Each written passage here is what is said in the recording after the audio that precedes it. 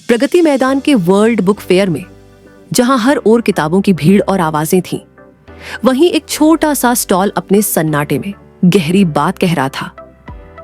वाइव्ड in India केवल पढ़ी जाने वाली किताब नहीं है, वह समझी जाने वाली किताब है।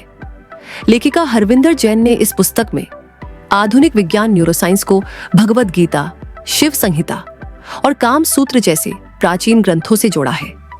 यह किताब उस मानसिक और भावनात्मक संघर्ष को शब्द देती है जिससे कई शिक्षित और आत्मनिर्भर महिलाएं विवाह के बाद गुजरती हैं। विवाह के बाद स्त्रियां अक्सर ऐसे पारिवारिक ढांचों में प्रवेश करती हैं जहां उनसे चुपचाप सब समझ लेने की उम्मीद की जाती है। रिश्तों की राजनीति, भावनात्मक जिम्मेदारियां और सामाजिक अपेक्षाएं, इस निरंतर मानसिक दबाव में आत्मविश्वास, रचनात्मकता और करियर की गति धीरे धीरे कमजोर पड़ने लगती है। वहीं ये पुस्तक आपको अमेज़न और फ्लिपकार्ट जैसी बड़ी वेबसाइट पर उपलब्ध है।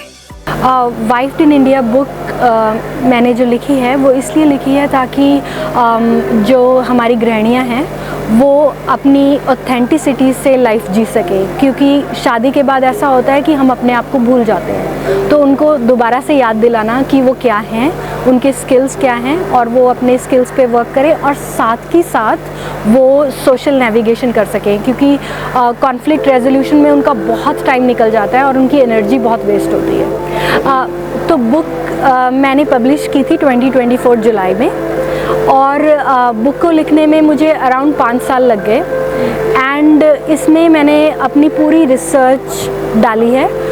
तो मेरा अपना लिव्ड एक्सपीरियंस है। मैं शादीशुदा हूँ, मेरे 2 बच्चे हैं, एक 17 साल का है, एक 12 साल का है। और लाइफ जैसे ही मैरिड लाइफ स्टार्ट हुई, बहुत सारी पावर गेम्स मेरे सामने आई और कोई भी ऐसी पावर गेम नहीं है सास की, जेठानी की, बाकी रिश्तेदारों की जो मैंने नहीं देखी। लेकिन मुझे उसके साथ ये भी समझ में आया कि वो भी एक तरह से एक विक्टिम है जेंडर पावर स्ट्रक्चर की। जो भी फीमेल्स मेरे साथ मिसबिहेव कर रही हैं वो इसलिए नहीं कर रही कि वो चाहती हैं, बट उनके पास कोई ऑप्शन नहीं है, उनको बिटरनेस मिली है, वो आगे पास ऑन कर रही हैं। तो मैंने ये सोचा कि मैं उन पे फोकस करने की बजाय मैं अपने आप को बिल्ड करने में फोकस करती हूँ और मैं एक सोल्यूशन ऐसा लेके आती हूँ सबके लिए जो हर एक की लाइफ में एप्लीकेबल हो।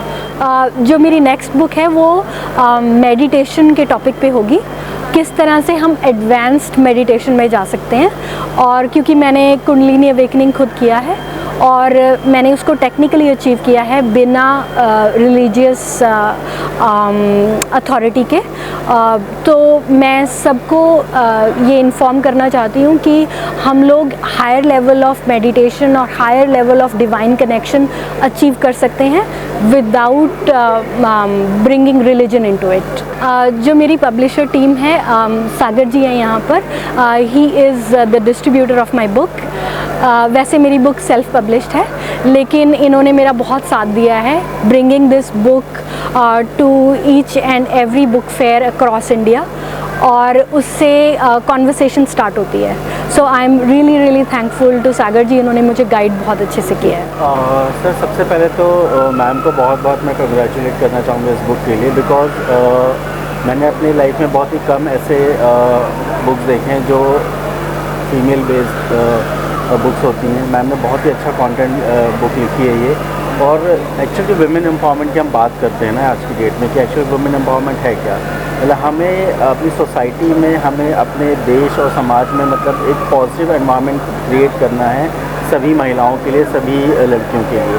तो ये बुक एक मैसेज देती है लोगों को कि कैसे आप अपनी लाइफ में मतलब अपने हर एक जो भी महिला है, जो भी लड़की, उसकी रिस्पेक्ट करना चाहिए, चाहे वो आपके घर की हो या बाहर की हो।